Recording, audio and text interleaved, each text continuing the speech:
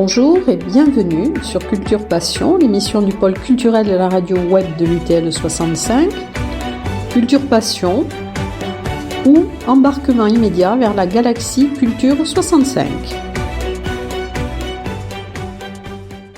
Dans le cadre de l'émission Culture Passion de l'Université du temps libre de Tarbes et de Bigorre, Élise Serrano donne aujourd'hui la parole à Nicole Zapata, conservateur en chef honoraire du patrimoine et ancienne directrice des musées de Tarbes. Bonjour Madame Zapata. Bonjour Madame Serrano. Madame Zapata, vous n'êtes pas bigourdane, mais la Bigorre vous a permis de réaliser, je crois, votre plus beau projet professionnel, c'est-à-dire la rénovation du musée des Hussards. Les Tarbais ont aussi le souvenir de quelqu'un de particulièrement investi dans la conservation et la rénovation du patrimoine tarbais. Mais pour nos auditeurs, pouvez-vous nous dire qui vous êtes ? Eh bien, écoutez, je vous remercie de me donner la parole aujourd'hui pour parler d'abord de mon parcours et parler, mais je voudrais un petit rectificatif. Le musée Massé, c'est le musée des Hussards et c'est aussi un superbe musée Beaux-Arts avec de très belles collections. J'y tiens beaucoup. Donc, qui je suis je ne suis pas bigourdane, comme vous le disiez. Je suis née en Algérie. J'ai eu un parcours qui m'a conduit dans différentes régions de France par le travail de mon père d'abord, qui a fait une carrière dans la marine, puis dans la douane maritime, et qui nous a conduits à Brest. Et c'est peut-être à Brest que j'ai découvert cette passion pour l'art. J'étais dans une école, l'école Jean Massé, qui est en haut de la rue du Château. Et en bas de cette rue, comme son nom l'indique, il y a un château. Et à l'époque, il n'y avait qu'un musée, c'était le musée historique. Et ce musée historique, il y avait une pancarte à l'entrée où il y avait marqué c'était interdit aux chiens et interdit aux enfants non accompagnés. Et ça m'a... Je dirais que cette opposition m'a conduite toute ma vie. Je voulais voir un musée, je voulais rentrer dans un musée et j'ai pu assouvir ma passion en arrivant à Bordeaux en 1966, autre mutation de mon père. Et là, c'est un professeur de français qui nous a dit « Le jeudi, vous vous ennuyez ». Si vous vous souvenez bien, nous avions le jeudi, non pas le mercredi, comme jour de congé, les enfants. Et il nous a dit dans cette classe, les enfants, les musées de Bordeaux sont ouverts aux enfants tous les jeudis et gratuitement, vous pouvez y aller. Et là, c'était comme s'il me faisait le plus beau cadeau que je n'ai jamais reçu. Ça a fait tilt. Et là, j'ai commencé à hanter les musées de Bordeaux. J'ai commencé, non pas par l'art qui me passionnait déjà, parce que j'estimais que l'art se méritait. J'avais déjà cette notion, on doit mériter l'art. On ne peut pas y accéder comme ça. On doit faire un parcours initiatique avant. C'était dans mon esprit d'adolescente. Donc j'ai commencé par le Muséum d'histoire naturelle de Bordeaux. J'y suis allée tellement de fois qu'à la fin, pour me donner une raison d'y aller, j'apprenais les cartels par cœur. J'ai continué par le musée d'Aquitaine, qui était à l'époque un musée lapidaire sous la bibliothèque municipale de Bordeaux, qui était en plein centre-ville à l'époque. Et j'ai continué par le musée des arts décoratifs. Et enfin, je n'avais plus le choix. Il y avait le musée des beaux-arts. Et là, je me souviens très très très bien du jour où je suis arrivée pour la première fois, un jeudi après-midi. Je suis passée toute raide, la tête légèrement baissée. Je regardais à droite l'accueil avec la caisse, à gauche un jeune gardien que j'ai retrouvé dans les décennies qui ont suivi au long de mes parcours. Et ça a été pour moi une véritable passion, cette découverte des collections du musée des Beaux-Arts de Bordeaux. Je me souviens passer des heures devant un tableau. Parfois, j'étais tellement près du tableau que le gardien s'approchait et me disait « Pas si près, mademoiselle, pas si près ». Voilà, donc je pensais, à l'époque, il y avait des secrets dans les œuvres et que ces secrets, il fallait que je les découvre. Je pense que ma passion est née là, elle s'est développée à partir de ce moment-là, avec aussi cette rencontre avec la conservatrice de l'époque, Gilberte Martin-Méry. C'était le début des informations régionales, de la télévision régionale. Il y avait le journal télévisé du soir. Et donc, Gilberte Martin-Méry qui intervenait régulièrement pour présenter une collection, présenter une exposition. Et voilà, tout est parti de cette histoire avec les musées de Bordeaux. Bon, mais alors, quelles études avez-vous faites ? Oh, mais j'étais tout le temps encore dans l'art se mérite. Donc j'ai beaucoup travaillé toute seule, j'ai beaucoup lu en bibliothèque, j'ai visité beaucoup de musées, mais je n'ai pas fait d'histoire, histoire de l'art pur en faculté. Je suis arrivée en Normandie, je venais de me marier avec un Normand et je me suis inscrite à l'université de Rouen. J'ai suivi d'abord des études d'histoire, puis des études d'ethnologie. Je suis rentrée je suis allée jusqu'à ce qu'on appelle le Master 2. Je me suis inscrite en thèse, mais cette thèse, j'ai eu mon premier poste de conservateur, je n'ai pas pu la mener à son terme. Donc, je suis rentrée par l'ethnologie dans les musées. Bon, mais votre carrière a donc commencé en Normandie. Oui, ma carrière a commencé dans un musée, j'ai eu beaucoup de chance d'accéder donc d'abord à la formation de conservateur. Aujourd'hui, il y a l'école du patrimoine, mais c'était les balbutiements de cette école du patrimoine à l'époque, puisque la formation des conservateurs date de l'année 1980 à peu près. Moi, c'était en 82, ma formation. Et mon premier poste, donc en 1er avril 1982. Et c'était, pour moi, ça a été un peu... Au départ, c'était un musée que personne connaissait, qui était fermé depuis 60 ans, le musée de Bernay, un lieu, un véritable petit bijou, dans un écrin, dans un ancien logis abbatial de la fin du XVIe siècle, avec des collections absolument extraordinaires. Et ce musée, qui était une copie du Louvre, n'avait pas été touché depuis 1860, et fermé quasiment depuis 60 ans, personne ne le connaissait, personne ne l'avait vu. Donc j'ai eu cette chance de pouvoir avoir ce poste dans ce musée et de pouvoir à la fois découvrir l'histoire des musées, découvrir ces collections, de très belles collections, surtout de l'art flamand, beaucoup de collections flamandes, 17e, 16, 17e. Et il a fallu pendant 2 ans que je reconstitue à la fois les archives et l'inventaire, parce qu'il n'y avait ni archives ni inventaire dans ce musée. Tout est parti de là. Alors, vous êtes nommé à 29 ans conservateur. Voilà. Et vous avez écrit un livre important. J'ai participé, donc mes recherches au niveau universitaire, je vous ai dit, c'était sur l'ethnologie, et en particulier l'ethnologie normande, puisque je me suis intéressée aux confréries de charité en Normandie, qui sont un sujet, là aussi on pourrait en parler pendant des heures, et j'ai eu l'occasion de faire plusieurs articles là-dessus, sur ces confréries normandes de charité, assez étonnantes, mais je pense qu'on ne va pas trop s'apesantir, parce que je crois qu'on en parlerait pendant très très longtemps, et je pourrais vous en parler pendant plusieurs heures. Bon. Mais alors que vous aviez une vie professionnelle bien remplie en Normandie, vous décidiez de venir en Bigorre. Pourquoi? Oui, alors bon, c'est vrai qu'en Normandie, j'ai fait beaucoup de choses. J'ai fait des publications sur la sculpture du 19e, j'ai fait une publication sur le cubisme et le camouflage, j'ai fait des rencontres absolument extraordinaires avec des artistes dans cette région. Et j'avais 52 ans. Je pensais, je me suis dit, j'avais envie de reprendre. On avait refait ce musée, il y a eu un chantier très important de ce musée, il avait été refait totalement. Pour moi, ça a été passionnant et j'avais envie de reprendre un chantier de musée. Et à cette époque, j'ai cherché en France, en Normandie d'abord, parce que mes enfants sont nés en Normandie, donc j'avais beaucoup d'amis en Normandie, j'étais attachée à cette région. Et j'ai cherché, mais il n'y avait pas de musée en rénovation, pas de projet de musée. Et de proche en proche, j'ai découvert que le musée Massé cherchait un conservateur. Je savais qu'il y avait un projet depuis longtemps dans ce musée. La ville essayait depuis longtemps de construire un musée. Enfin, le musée existait, mais il était fermé depuis 15 ans quand je suis arrivée en 2006. Et voilà, donc j'ai hésité, et puis j'ai fini par faire ma demande de candidature. Et quelques jours après, c'est le DGS de l'époque qui m'a appelé en me disant « Je veux vous voir ». Puis je me suis dit « Mais qu'est-ce que je vais faire à Tarbes ? Je ne connais personne ».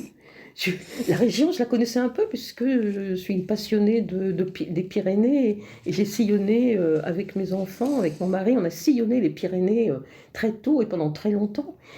Mais c'était... voilà, et puis j'ai fait des rencontres exceptionnelles en arrivant à Tarbes. Je me souviens, c'était le 6 janvier 2006.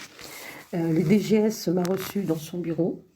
DGS, c'est directeur général des services. Voilà. Il m'a reçu, il m'a parlé il était là depuis peu de temps aussi, il m'a parlé du musée, des projets qu'il y avait autour du musée, et il m'a dit, il faut que je vous présente le maire. Donc monsieur Gérard Trémège est arrivé, et la rencontre avec Gérard Trémège a été déterminante, parce que je n'avais jamais rencontré un élu avec cet investissement par rapport à la culture et cet investissement par rapport au musée. Il m'a dit, je veux ce musée, je suis Tarbé, je veux ce musée, je veux qu'on en sorte. Et ça, je me suis dit, mais ça c'est exceptionnel. Si on veut réussir un projet, quand un élu est aussi engagé et aussi impliqué, ça ne peut être que bien. Et donc voilà. Parce que ce musée avait été laissé à l'abandon ou... Alors, ce musée avait été fermé 15 ans auparavant pour des raisons de sécurité.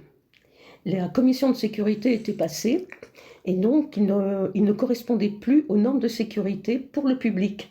Donc c'est la commission de sécurité qui a demandé à ce qu'il soit fermé. Et pendant des années, les collections donc ont été étudiées par le personnel, puisqu'il y avait du personnel attaché au musée, ont été étudiées, inventoriées, classées. Mais voilà, rien ne se passait. Non, ceci c'est en 2006. En Oui, j'arrive en 2006. 2006. Et déjà en 2009, vous inaugurez les réserves, enfin. Oui, parce que quand j'avais rencontré M. Trémège, je lui avais dit que, après avoir visité le musée, au début, bon, j'arrivais en mai 2006, je lui ai dit, mais si vous voulez faire des travaux dans le musée, il faut enlever les collections. Et enlever les collections, il faut les entreposer dans un local adapté. Les collections avaient eu des restaurations importantes. Je dis, si le local n'est pas adapté, il va falloir recommencer les restaurations. Donc là, et je lui ai parlé de réserves externalisées, et il m'a proposé à l'époque de visiter plusieurs lieux dans la ville. L'Arsenal était en train d'être fermé, et il m'a proposé de visiter plusieurs lieux. Il y avait Saint-Dominique également. Donc je suis allée, j'ai visité plusieurs lieux de l'Arsenal, et je suis tombée sur ce bâtiment 103. Alors, ce bâtiment 103 m'a intéressée très rapidement parce qu'il avait été au départ la réserve de tabac et de l'armée. Et vous savez que les réserves de tabac, c'est quelque chose de très important pour l'armée, pour les militaires, plus maintenant, plus à notre époque, mais au 19e et début 20e, c'était très important ces rations de tabac qu'on donnait aux soldats. Et le tabac doit se conserver dans des conditions très sèches. Il faut que ce soit très sec.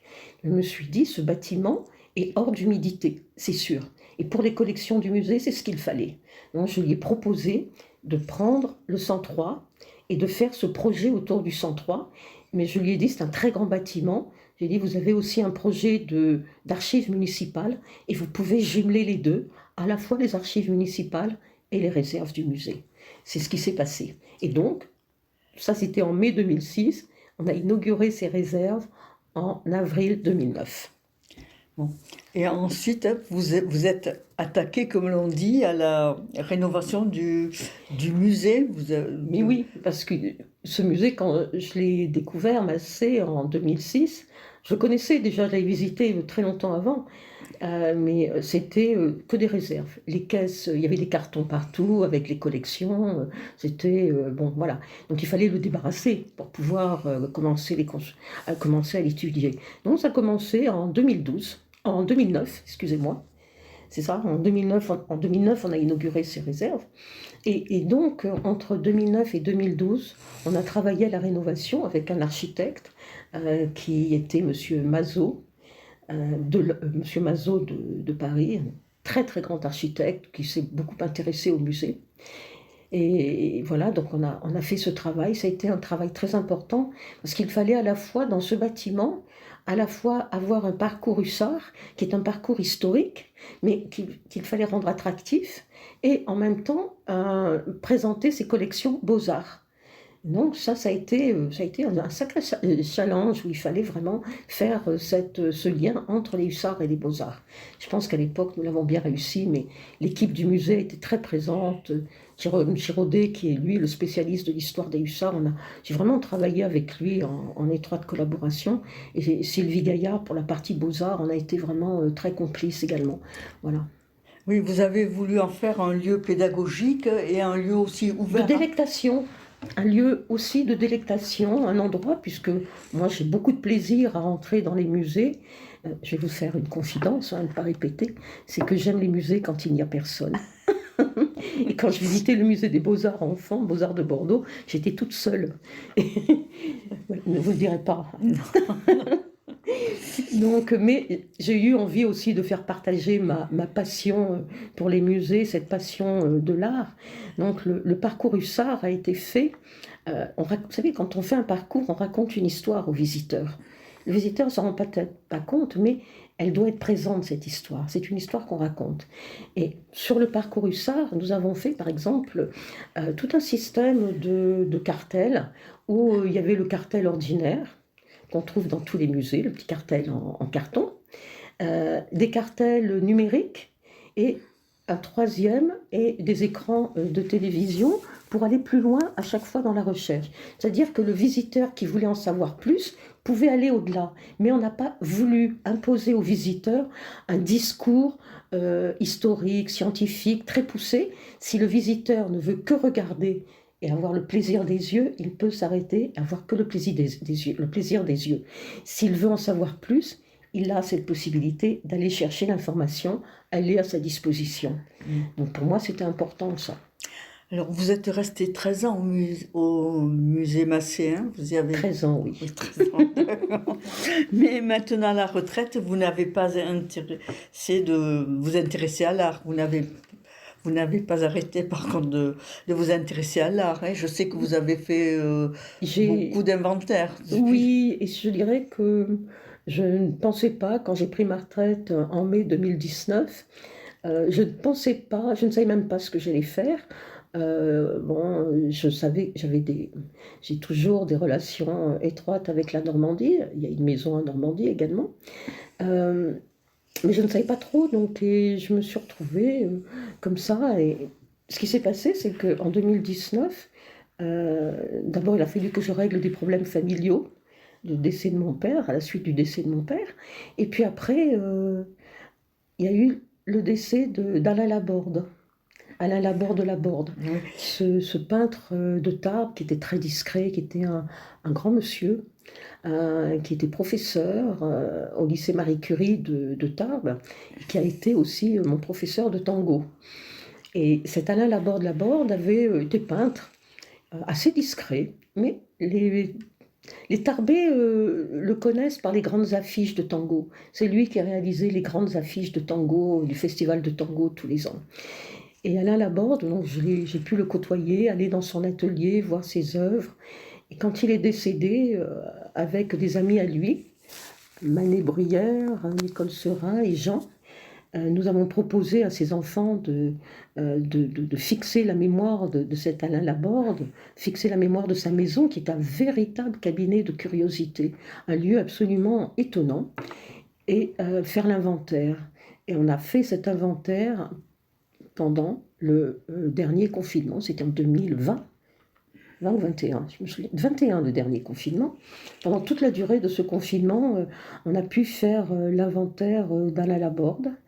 Donc il y a un fonds qui existe, assez important. Et juste après, la fin de cet inventaire, il m'a été aussi donné, je dirais heureusement et malheureusement, puisque j'ai une amie qui a fait en Normandie, Martine Dubillet, qui est une grande artiste, très très grande artiste, qui a fait un grave AVC. Et Françoise Passé, qui était aussi en Normandie, qui elle était atteinte d'un cancer en phase terminale. Et donc elles m'ont donné la possibilité, ces deux personnes, de faire l'inventaire de leur atelier, de leur fournir un document complet de leur travail, inventorié, photographié, classé. Voilà, donc et ça m'a occupé énormément, je dirais, malheureusement et heureusement, parce que ce que je dis souvent, c'est que face à la maladie, on n'est pas grand-chose. On n'est pas médecin, je ne suis pas médecin, je ne suis pas infirmière, je ne suis pas psychologue. Donc, la seule chose que je puisse faire, c'est ce que je sais faire. Et les accompagner comme j'ai pu le faire, pour moi, vraiment, je les remercie de m'avoir permis ça, parce que c'était de très beaux moments, et c'est des moments importants qui nous aident aussi dans des moments difficiles, faire cet inventaire et les accompagner. Bon, mais parlez-nous de vos coups de cœur. Vous êtes attiré par l'art moderne contemporain ? Oui. Et alors, Vous m'avez raconté que vous aviez eu la chance de rencontrer les enfants du peintre André Mare à Bernay. Oui, j'ai eu beaucoup de chance, mais j'ai rencontré énormément d'artistes dans ma vie. Au passage, j'ai eu la chance de rencontrer Édouard Bouba, qui est donc photographe, qui était un grand ami, Édouard Bouba. J'ai rencontré d'autres artistes vraiment extraordinaires. Et j'ai eu cette chance en 82, quand je suis arrivée au musée de Bernay. J'ai deux personnes qui sont venues me voir, Anne-Françoise Marven et Michel Mare, les enfants d'André Mare. Ils sont venus me voir à Bernay. Ils m'ont dit, vous connaissez André Mare? Non, non, je ne connais pas André Mare. Il avait sa famille originaire de Bernay. C'est un Normand qui était né à Argentan. Je lui ai dit non, je ne connais pas. Il me dit, vous connaissez le mobilier Suémar? Je dis oui, le mobilier Suémar, ça va, je connais. Elle me dit, ben voilà, André Mare, c'est le mobilier Suémar, c'est le renouveau de tout le mobilier avant la Première Guerre mondiale et après. André Mare est mort en 1932 et il avait créé en 1919 la Compagnie des Arts Français. Donc, cette famille m'a invité à Paris dans l'atelier d'André Mare, rue de la Santé, dans le 14e, et m'a donné libre accès aux archives, à la bibliothèque d'André Mare, ce qui m'a permis de travailler sur ses réserves, de comprendre le peintre, de comprendre le décorateur et de découvrir, en étudiant les carnets de guerre, puisqu'André Mare a été mobilisé. Enfin, André Mare, oui, a été mobilisé en 14. Et André Mare avait emporté avec lui un petit carnet de croquis et une petite boîte d'aquarelle. Et ce carnet de croquis, 10 ont suivi.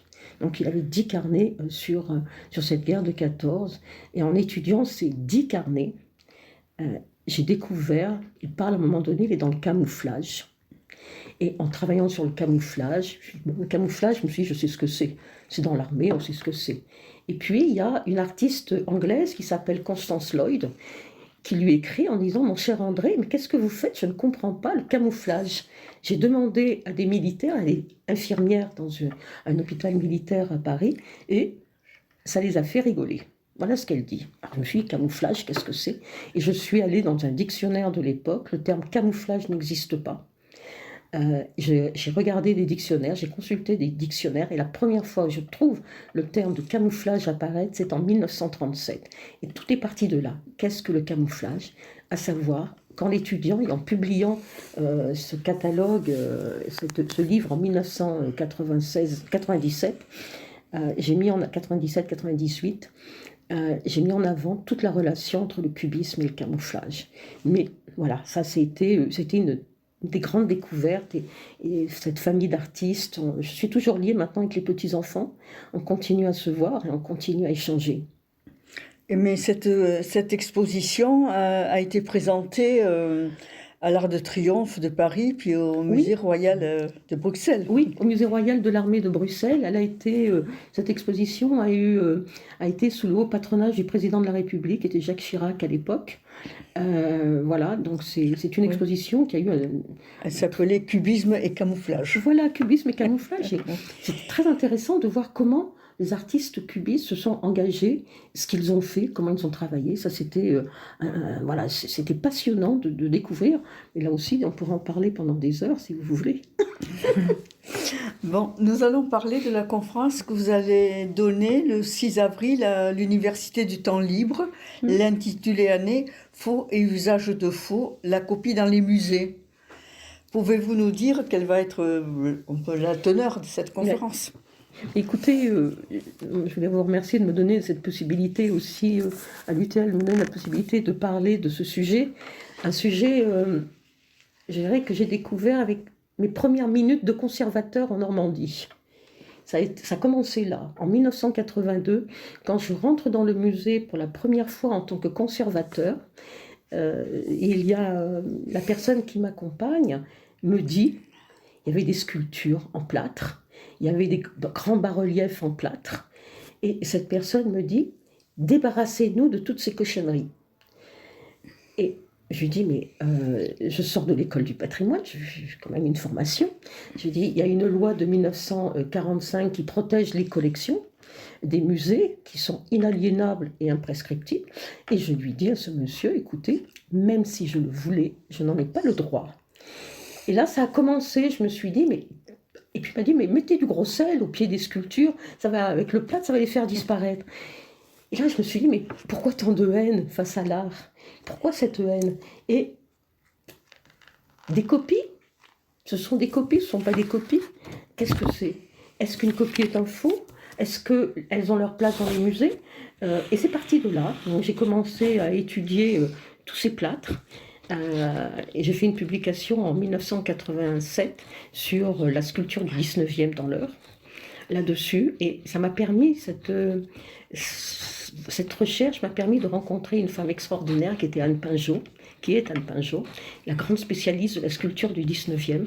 Et c'est elle qui a réhabilité, grâce à une publication de catalogue, une grande exposition à Paris en 1986 sur la sculpture du 19e et un colloque en 87 sur la sculpture du 19e également. Donc c'est cette femme, Anne Pinjot, vraiment une très grande dame. Je me souviens, une femme très discrète qui n'est pas venue à l'inauguration, mais qui est venue après l'inauguration, voir l'exposition. Voilà, tout est parti de là. Donc, et puis on se rend compte que dans les musées, je dirais qu'il y a ce qu'on peut appeler entre guillemets des faux, mais qui ne sont pas des faux. Il y a le faux vrai, le vrai faux, la copie, le pastiche, la réplique. Il y a énormément de choses, mais qui doit donner peut-être... récemment, on m'a dit, oh là là, il ne faut pas dire aux gens qu'il y a des copies dans les musées, parce qu'ils ne vont plus venir. Mais non, au contraire, il faut venir.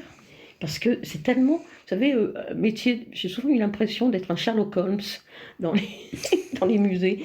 Et regarder une œuvre d'art, essayer d'en découvrir tous ses secrets, d'où elle vient, qui l'a fabriquée, comment ça s'est passé, qu'est-ce qu'elle représente, quelle est sa symbolique, c'est tout ça qu'il faut découvrir. Et je pense qu'au contraire, les gens devraient ne pas quitter les musées et les envahir, même si je préfère être seule. Vous nous donnez envie d'assister à votre conférence. Merci beaucoup. Avez-vous quelque chose à ajouter?